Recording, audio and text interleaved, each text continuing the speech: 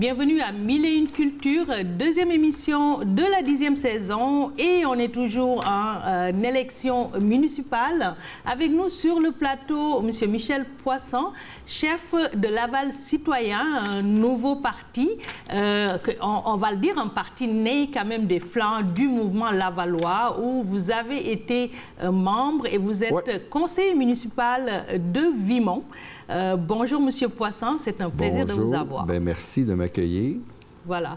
Et comme je l'ai dit tout à l'heure, Laval Citoyen, un nouveau parti que vous avez créé et vous êtes prêt pour les élections.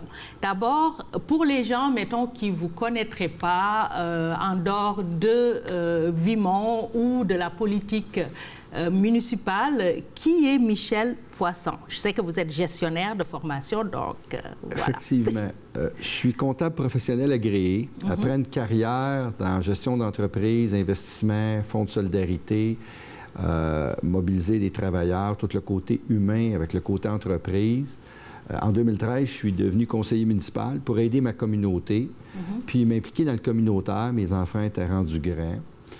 Je suis un gars de terrain, je me suis impliqué dans toutes sortes de trucs.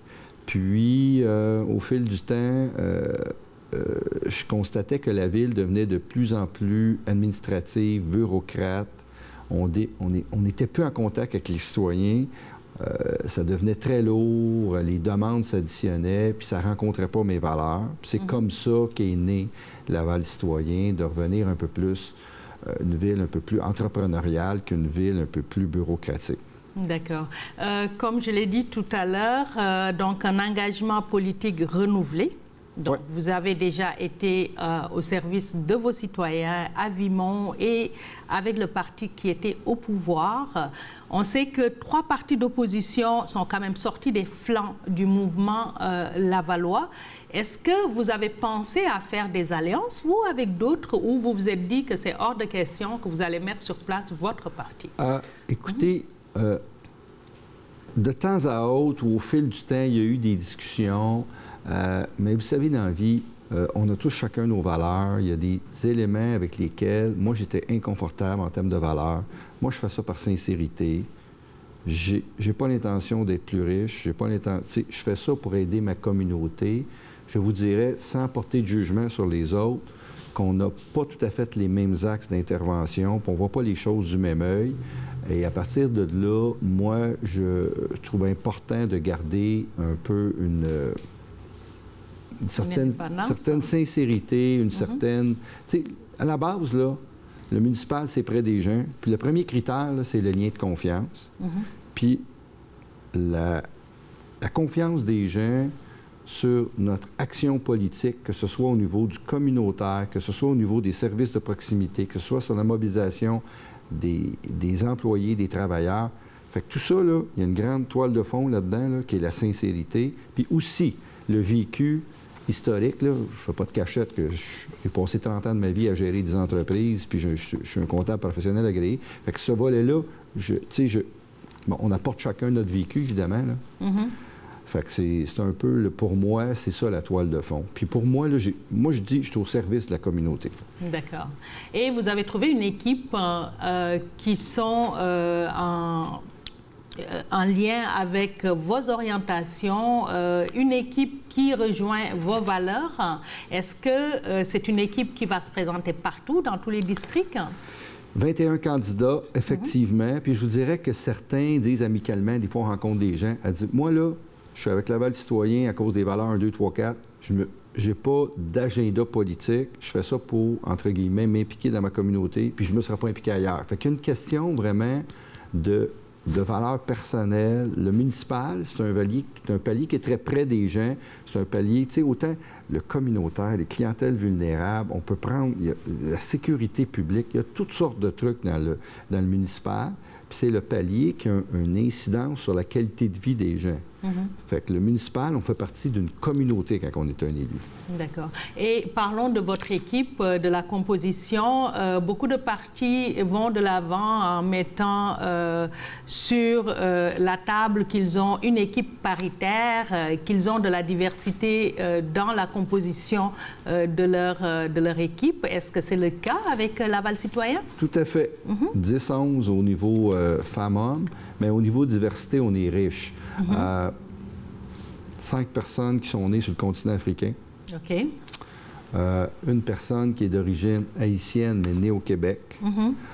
Donc, ça amène évidemment, ça amène une réalité. Puis quand je parle né en Afrique, ça veut dire que c'est des gens qui sont arrivés ici, grosso modo, à l'âge adulte. Donc, ça amène d'autres réalités, mais c'est ça le Laval d'aujourd'hui. Puis c'est une richesse. Puis c'est intéressant parce que, autant pour ces gens-là que pour la communauté, ça démontre que quelque part, il y a une place pour un peu tout le monde qui veut s'impliquer et créer de la valeur dans la société. D'accord. Puis ce sont des Lavallois avant tout, donc qui se sentent Lavallois. Et vous dites que cette année, ça prend un changement. Puis vous ramenez beaucoup les valeurs. Quelles sont les valeurs qui sont importantes pour vous, puis que vous comptez amener dans ce changement-là au niveau de la ville? Écoutez, le premier... Dans les 5 dernières années, la Ville a engagé 500 cadres et des professionnels de gestion.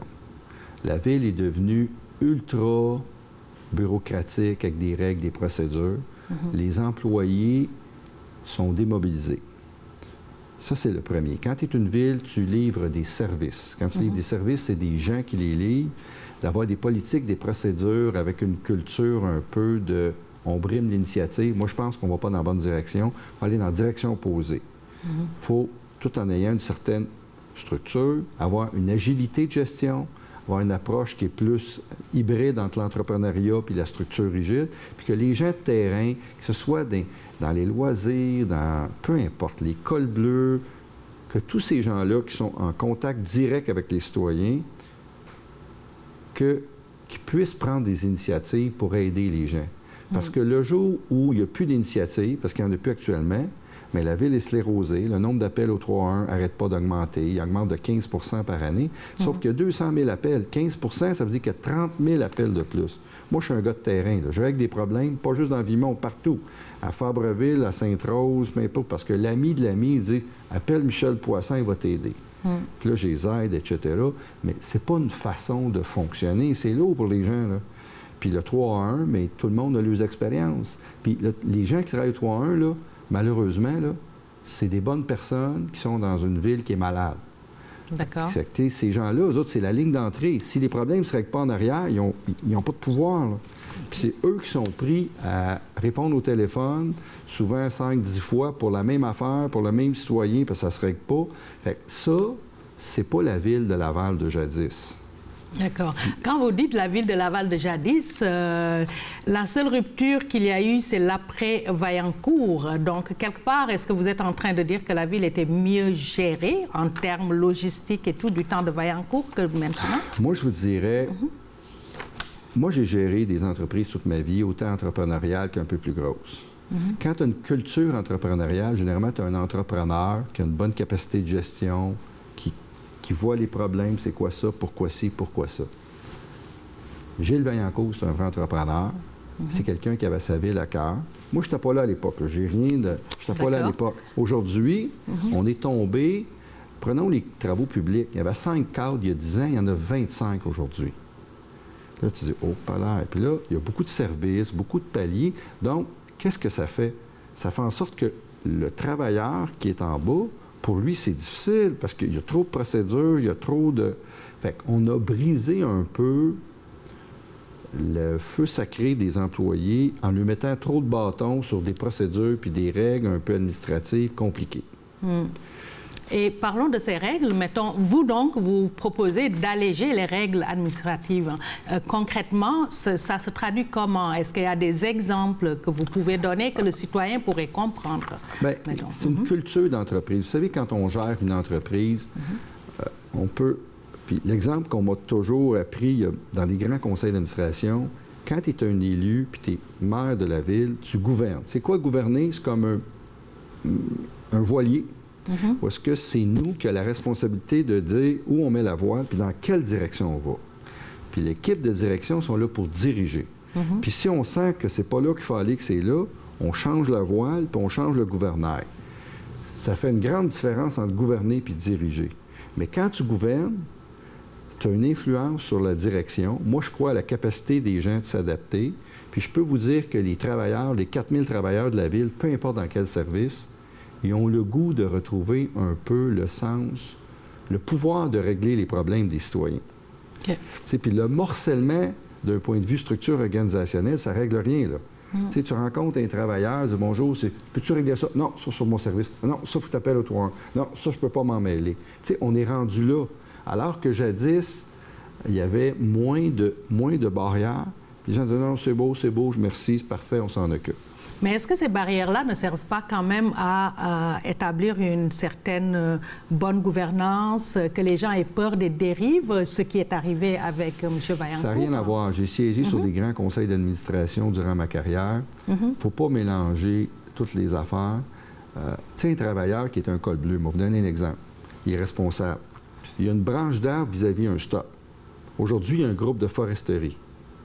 Si le gars on dit demain matin, tu passes, il y a une branche d'arbre, tu passes là tous les jours, puis qu'il met le sécateur, puis il coupe la branche d'arbre, on a réglé le problème, il n'y a pas eu d'appel au 3-1, puis on n'est pas obligé de faire affaire à des spécialistes de spécialistes de spécialistes. Ça n'a rien à voir avec la gouvernance, ça n'a rien à voir avec, comment je pourrais dire, de la dérive comme vous faites référence. Voilà. C'est moins de formulaires, moins d'étapes, plus d'initiatives des employés. C'est de ça dont puis la lourdeur administrative, si on morcelle tout, qu'est-ce qu'on fait? Les gens, on les attache les mains, là. C'est pas moi, c'est l'autre, le formulaire un tel, fais une demande là, appel au 3-1. C'est parce qu'à un moment donné, il y a des limites, là. Le citoyen, lui, ce qu'il voit, c'est le résultat.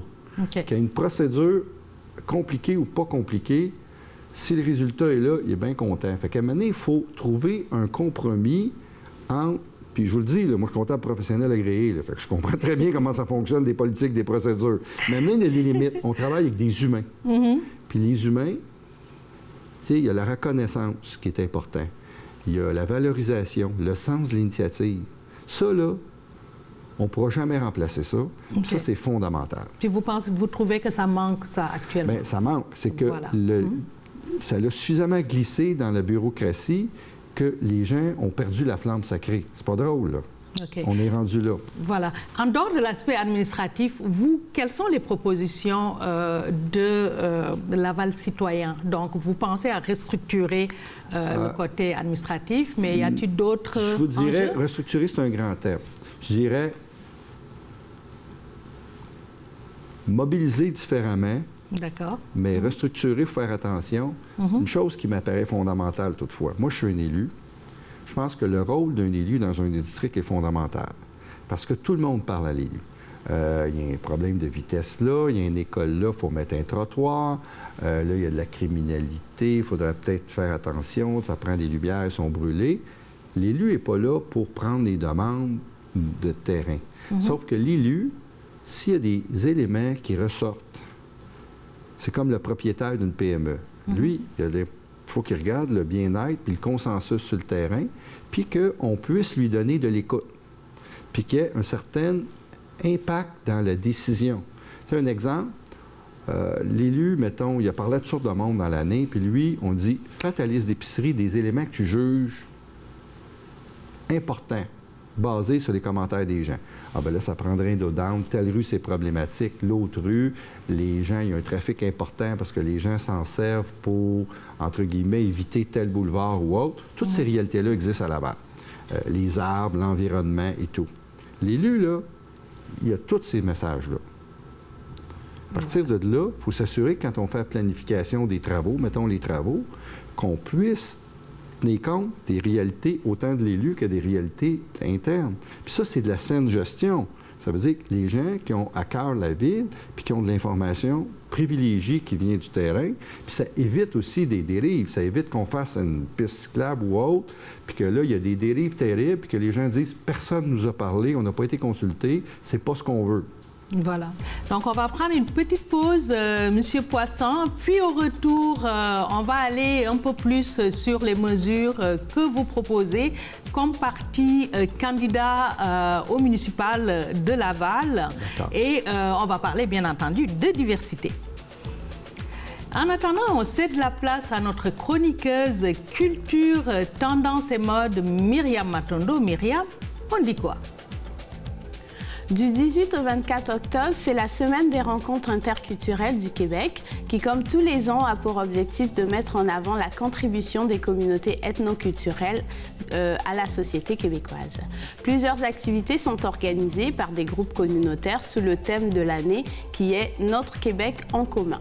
Pour consulter les événements organisés dans ce cadre près de chez vous, visitez le québec.ca immigration/Semaine québécoise rencontre interculturelle. Village Laval, un nouvel espace d'expression sociale et culturelle qui a pris place dans le quadrilatère Montmorency. Vous y êtes peut-être allé cet été lors de son lancement dans le cadre du festival Mosaïque Laval, qui est une autre nouveauté dans l'espace culturel de la ville et qui se donne pour mission de célébrer les diversités culturelles de Laval.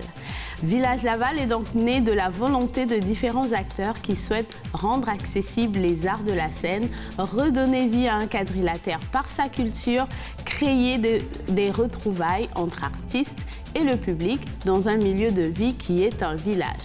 C'est donc un espace culturel à vivre et pour suivre leurs événements et leur programmation, visitez villagelaval.com.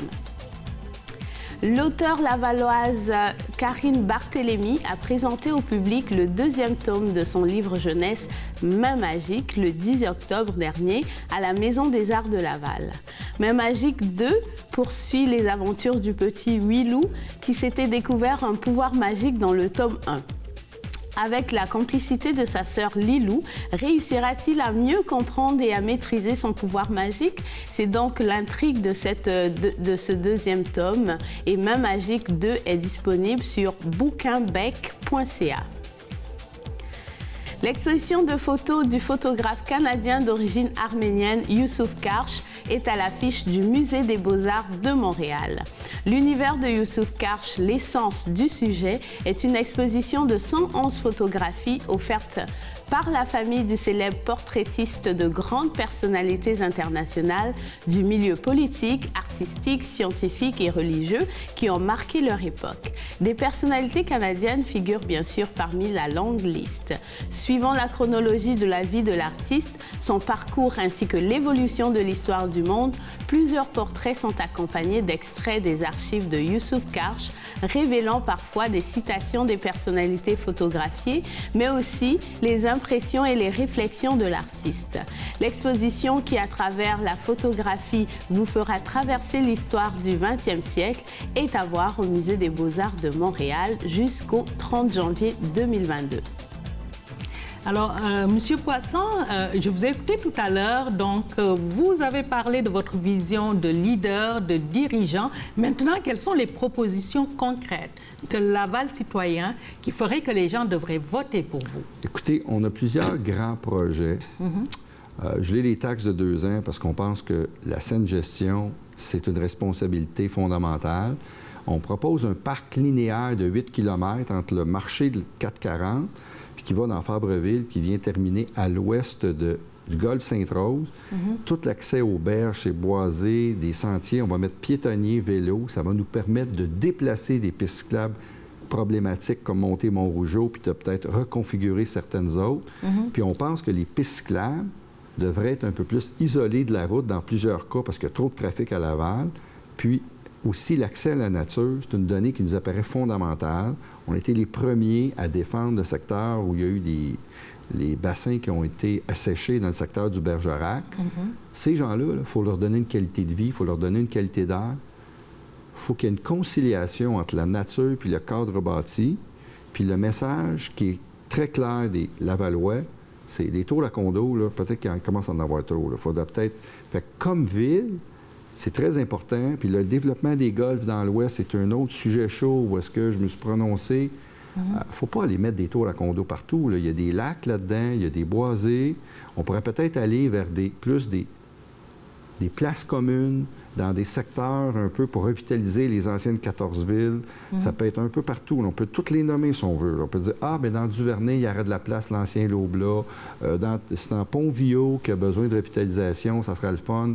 On va dire, OK, on prend 3-4 coins de rue. Demain matin, on dit, ça serait le fun de remplacer ça par une place commune à l'européenne, où est-ce que c'est piétonnier, tu intègres du commerce de proximité, des petites entreprises de services, du logement un peu familial, un peu de tout. Comme c'est une petite communauté, les gens viennent à pied prendre un café. Ça, c'est la qualité de vie. Ça, c'est une donnée fondamentale. Ça, c'est l'héritage qu'on veut léguer aux Lavallois. Puis, sinon, on construit des tours à condo. On ne laisse pas beaucoup de gazon, on ne laisse pas beaucoup d'arbres, on collecte des taxes. Une ville a une responsabilité sociale importante. D'accord. Fait que ça, c'est nos grands projets. On parle aussi de 2 dômes pour le soccer multisport, en collaboration avec des maisons d'enseignement pour qu'eux puissent faire des programmes de sport-études, puis que le côté ville communautaire puisse l'utiliser le soir, les fins de semaine. Des terrains de basketball. Le basketball connaît une forte croissance. Le 3/4 des enfants qui jouent au basketball sont issus de parents qui viennent de l'immigration. Oui, on va parler d'immigration d'ailleurs. Voilà. C'est soit de l'immigration récente ou de l'immigration peut-être, mais il reste que c'est ça la réalité. C'est un sport en forte croissance, les infrastructures sont faibles, il y a un besoin, puis c'est plus que ça. On veut faire 2 terrains de un peu plus de compétition. Moi, je pense comme ville, on a une responsabilité de canaliser l'énergie de notre jeunesse, que ce soit dans le sport, dans le loisir, dans les scouts, peu importe. Ce sont tous des écoles de vie très intéressantes. L'organisation, la discipline, le sport collectif. Est-ce qu'on va faire? Le soccer, c'est la même chose. Centre-Sud de Laval, c'est l'organisation de soccer qui couvre Laval-des-Rapides-Pont-Viaud.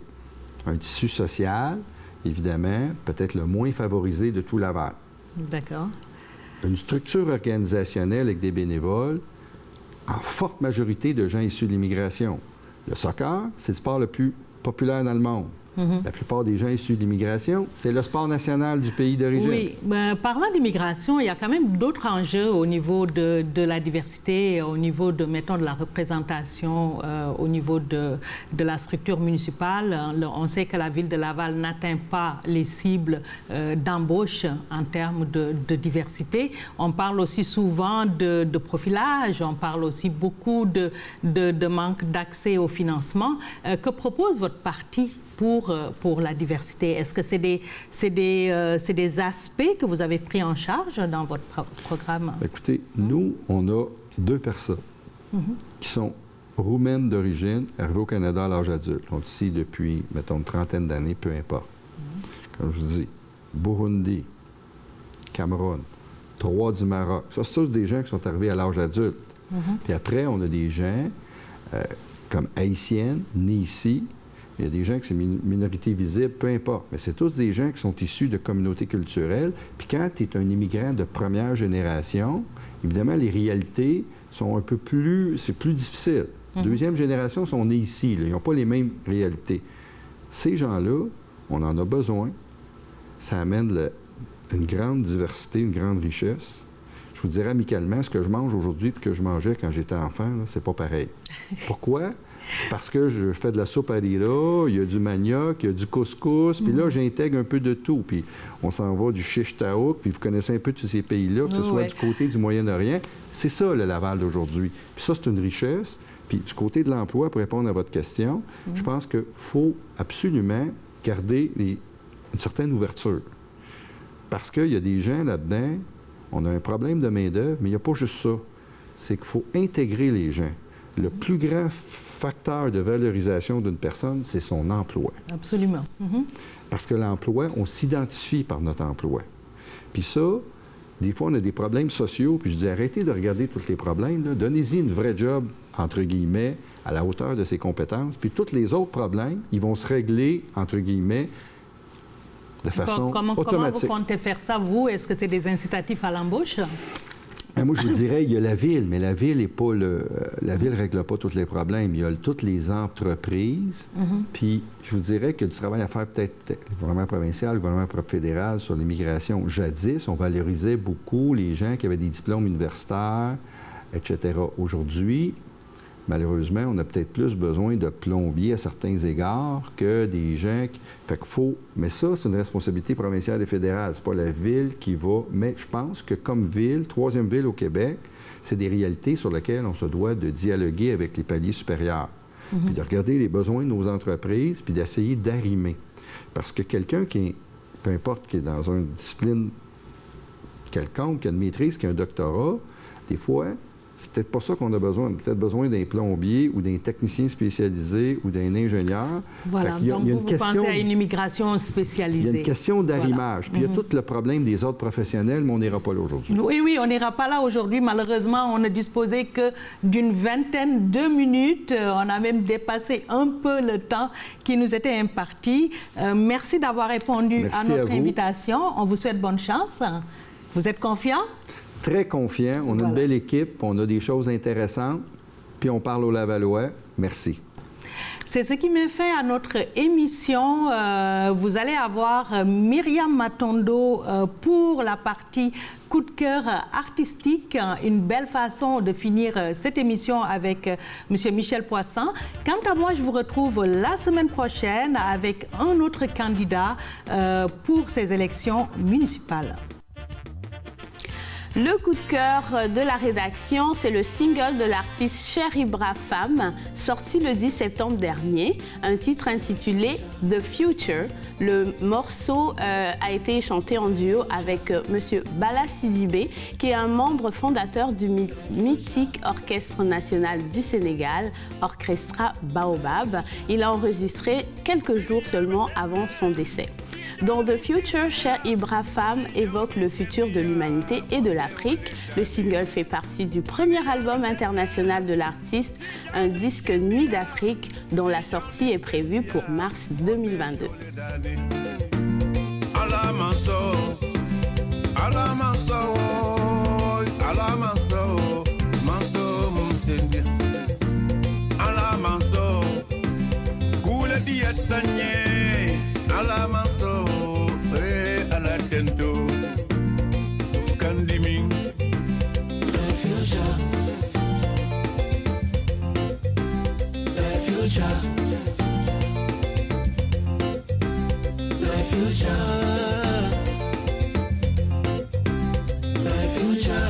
Tukina romuna rewi rew ci aduna xeyna laatena fi gina neex ci aduna ñu ni fii la dafa ci tey la ñu ni fii la dafa ci tey la. Everything is built today. Come on, dance. When we win, we dance today. We need a young leader to get things done in Africa. Wake up, the future is today.